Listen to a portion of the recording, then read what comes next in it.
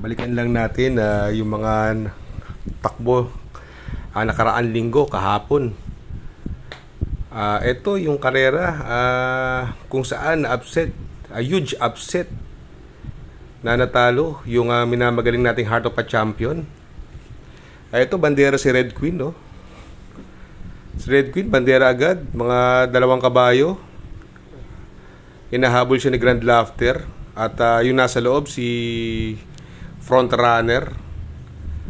Si Light Bearer yung nasa kwarto pesto, yung nasa labas, yung ating mega outstanding na si Heart of a Champion.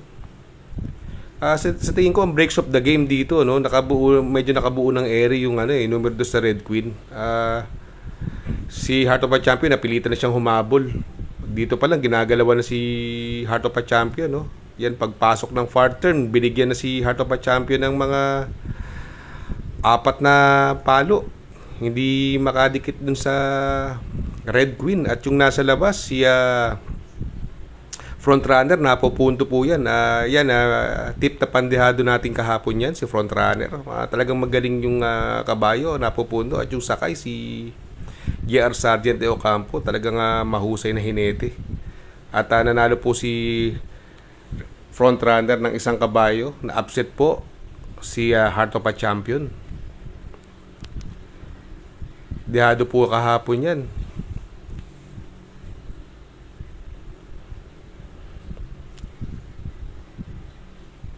Ito naman yung karera ng hopeful stake race kung saan nanalo ang dehadong si King James. Antip po natin dyan si Boss Uno, no? Sayang, hindi nakaraos. Dehado si Boss Uno. Ang galing ng diskarte ng 2 desos dito, no? Medyo nag-alalayan sila, no? Bandera siya King James sa labas, sa loob siya Lester. Yung yamadong si Wolf 359, ayan, medyo maganda yung larga, kaya lang hindi maganda ang tinakbo. Sa tingin ko, naging factor din yung pagkaka-scratch ng huling laban. Ayan, bandera po si King James. At si Lester, alalay lang. Alam naman natin si Lester, sumasakay yan kay Big Boss James. Kaya syempre, kaysa maglutsahan nga naman sila, parehas silang dehado, ang chance nila ay mag-alala yan. At mga purely derimate yung kalaban nila. Ayan, bandera siya King James. Medyo siguro naramdaman ni Lester na medyo umawat siya King James, kaya kinuha ni Lester yung unahan. Sayang, dehado sana ito. Ayan, si Lester na bandera, si Boss Uno, at kasunod niya siya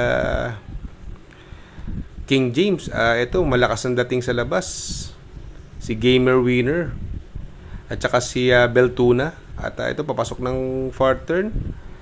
Ang galing diskarte ng dalawa, medyo aangatan ng konti ni Lester, medyo gugulangan niya nasa labas para magbigay daan dun sa King James. Ayan, bandera, kumuha ng bandera si King James. Boss Uno pa rin na segundo pwesto, Beltuna, Gamer Winner nasa labas, si Wolf 359 yung nasa loob. Diretsuhan na po. King James, bandera nasa loob, Boss Uno yung nasa labas. At puro hand drive lang si King James, no? Talagang magaling yung King James, no? Talagang nag-umento. Magpa-flying kiss pa si Michael De Jesus. At nanalo pa ng mga 5-6 na kabayo over Boss Uno. Dehado po yan parehas. Congratulations po.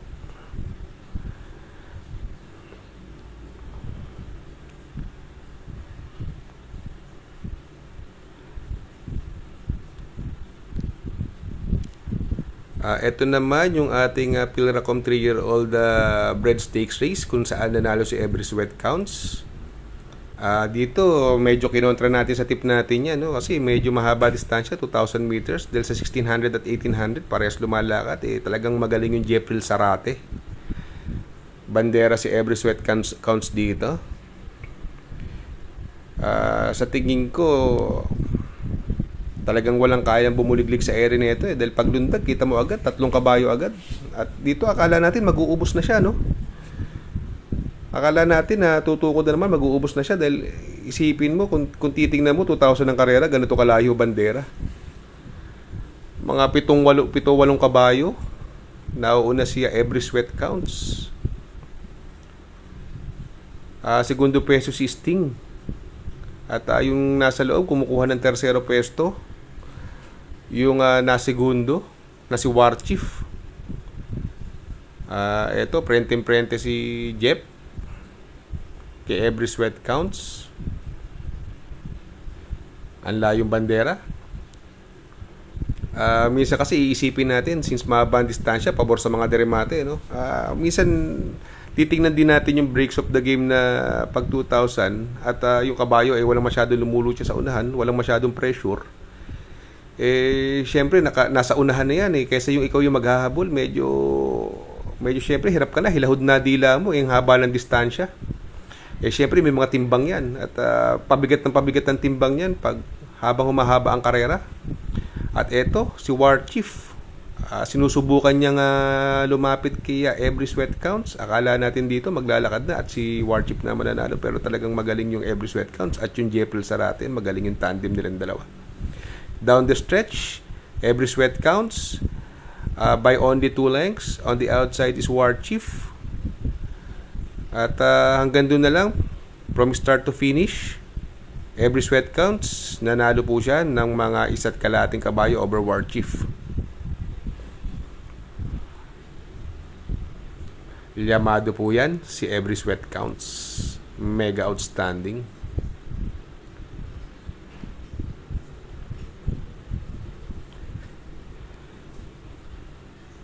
Eto naman, balik tanaw muna tayo sa first leg ng Triple Crown kung saan nanalo si Ghost. Ako sa sarili kong opinion opinion ko lang to. Yung panalo ni Ghost parang laging tailor-made sa kanya ang nangyayari kasi nagkakaroon ng habulan sa unahan. Medyo nagiging rabbit si Worshipful Master at eto si Bea Bell. Kung titingnan mo yung laban, laging ganun na nangyayari. Laging nga nakakapanood siya ng boxing, si Ghost. Although magaling din naman talaga si Ghost. Kaya lang tingin ko lang napapabor sa kanya dahil nga nagkakaroon ng mga early battle sa unahan. At ayan si Worshipful Master over Ghost. Si Batang Manda, sinusubukan niya nga chumak. Subalit Worshipful Master refuses to give up. At si Bea Bell yung umahabol. Medyo natabunan si Bea Bell dyan. Nabigla siya ni Batang Manda sa labas. Kaya napilitan siyang rumimate sa loob. Ayan, papasok ng rektahan. Bandera pa rin si Worshipful Master over Batang Manda. At si Bea Bell yung nasa loob na pinipilit na palapitin ni Uno. At eto na, dumarating na yung ating winner na si Ghost. Bandera pa rin si Worshipful. Akala natin nanalo ni siya rito, no? At Batang Manda yung 3 wide, nasa gitna si Bea Bell.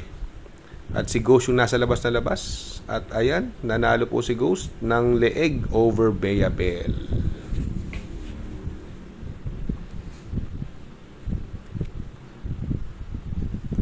The first leg winner is Ghost.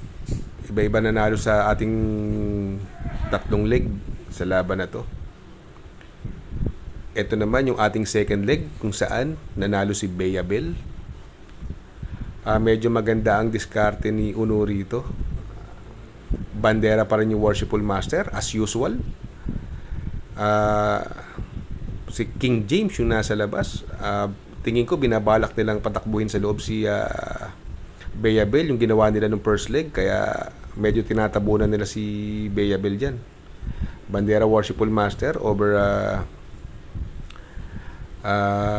King James and Bea Bell. Batang Manda ang pang-apat na pesto. Pansinin nyo, puro tupas stable yung mga yung mga tumatakbo rito except for Bea Bell. Parang kung titingnan natin si Bea Bell ang medyo outsider sa laban na to. Bandera dyan si Worshipful Master. Medyo kinapitan na siya kagad ni Uno. Bibiglain niya ng konti. Tapos sabay pipigil. At eto, jajab na naman si Batang Manda sa loob. Wala pa si Ghost dyan. Si Ghost nasa gitna. At Worshipful Master still leading the field by a length over Bayabel. Batang Manda on the inside. High Dollar, 4 wide. Wala pa si Ghost dyan, ha. Talagang medyo hirap talaga sila kay Worshipful Master. Medyo nagkapalit ng pwesto ngayon, no? Nasa loob si Batang Manda. Nasa labas si Bayabel. Tingin ko ito yung isa sa factor kung bakit nanalo siya rito. Yung hindi siya masyadong natabunan, naipit sa loob. Worshipful Master pa rin. Pakuna na unahan si Bayabel. At ito, dumarating na. Nasa kalabas-labasan si Ghost. Ayan, Bayabel na bandera over Ghost. At nanalo si Bayabel via photo finish. Hindi na nakasali ng third leg to kasi medyo nabalitaan natin medyo nagka-diferensya to si Bayabel.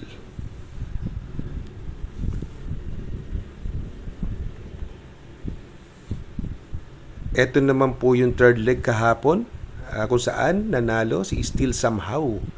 Tip natin to, no? Still Somehow. Although nabanggit natin to na mas maganda pa yung prueba niya nung tumakbo siya ng Hopeful na nag-unok 54 over Bayabel na 1.55. Ito sa milya, ito hindi na pinaporma ni ni Pati si Uno. Inuna na siya Batang Manda. Parehas tupas na naman yan. Batang Manda bandera over Worshipful. Medyo ang diskarte ng mga tupas dito makatawid ang tupas. Sa tingin ko lang, sarili ko lang opinion. Bandera si Batang Manda ng mga 2 to 3 lengths over Worshipful Master. Tercero pwesto si Still Somehow. Ang galing ni Still Somehow. At ayan, medyo maaga umalis si Ghost. Panglima si Ghost ngayon. Bandera pa rin si Batang Manda over Worshipful Master. Papasok na po ng fourth turn. Batang Manda pa rin over Worshipful. Ito na si Ghost sa loob at si Still Somehow sa labas. Medyo binibigyan ng konti si Still Somehow. Pwedeng possible scenario, no, yung medyo nasa lalak sa loob si Ghost, no. Mas magaling siya pag sa labas tumatakbo. Pero syempre iba rin naman talaga yung Still Somehow, talagang magaling din talaga yung panalo. Ayan, bandera pa rin siya Batang Manda, medyo nasa lalak siya Worshipful Master, nagulangan. At ayan na si Still Somehow sa labas, si Ghost sa loob. Pakuha na si Still Somehow. Ayan, Still Somehow over Batang Manda and Worshipful Master. Dumating lang po ng pang-apat si Ghost. It's another upset. Abangan natin to sa mga susunod na stake race, lalo na sa paparating ng mga Presidential Gold Cup. Baka may isali rito. Maraming salamat po sa mga panunood, mga kakutsero. Good luck po. Happy racing.